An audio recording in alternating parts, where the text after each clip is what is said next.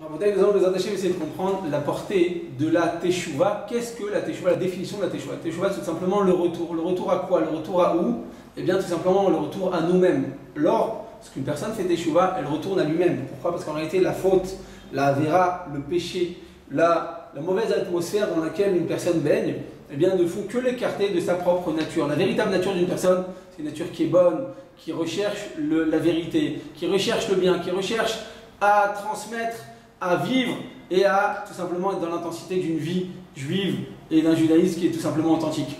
Mais les mauvaises actions, la avérote, le problème, eh bien, qu'une personne va se trouver quotidiennement, eh bien ça l'écarte de son véritable but. Et donc, le comprendre, la véritable notion de Teshuvah, eh bien en réalité c'est quoi? C'est le retour à soi-même en enlevant toutes ces influences extérieures, en enlevant toutes les mauvaises habitudes, tous les mauvais plis qu'on a pris à cause tout simplement d'une vie dans laquelle eh bien, quotidiennement une personne va s'éloigner de son créateur. Donc quand on fait Teshuvah, on éloigne toutes ces mauvaises influences et on retourne à soi-même.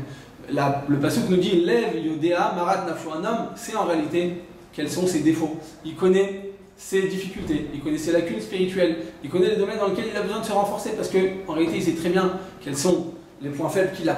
Lev Yodea Marat Nafshu, personne ne va pouvoir dire à une personne dans quoi il doit faire Teshuvah. Chacun doit le savoir. Les personnes qui disent du Lashon Hara quotidiennement, les personnes qui aiment écouter le Lashon Hara, des personnes qui sont très curieuses, des personnes qui sont envieuses, des personnes qui sont coléreuses, des personnes qui sont avares, des personnes qui n'aiment pas quand l'autre eh bien, se sent bien. Si moi je me sens bien, alors tout va bien. Quand l'autre va bien et que moi je vais mal, eh bien ça me dérange.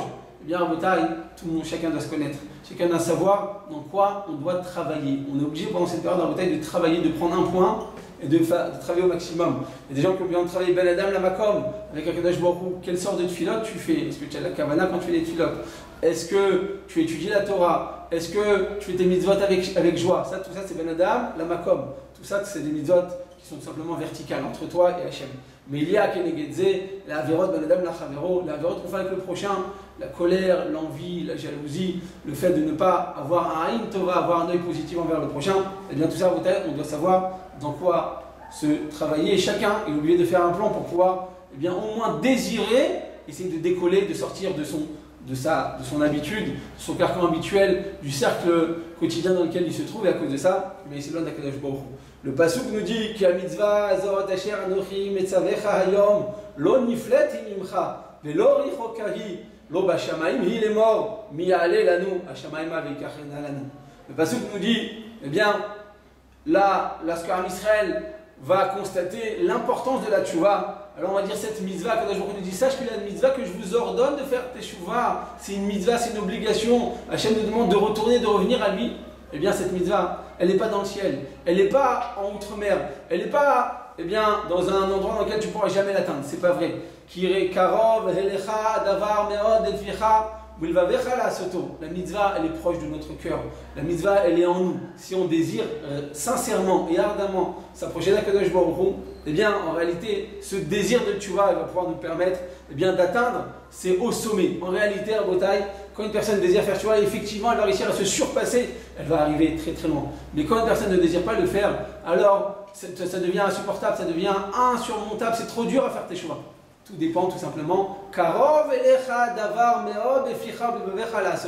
La mitzvah elle est proche de nous. La mitzvah de teshuvah, faire teshuvah, se repentir, revenir vers Kadosh Baruch Hu, avoir un retour à nos sources, avoir un retour au judaïsme et à Kadosh Baruch Hu, eh bien en réalité c'est très proche de nous dans notre cœur quand on désire le faire. C'est très facile.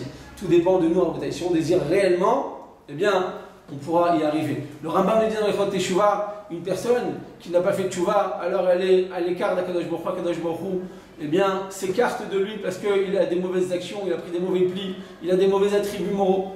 Alors Hachem s'écarte de lui, il est sano, il est métorable, il fait Hachem, il s'écarte, il est haïssable cet homme-là.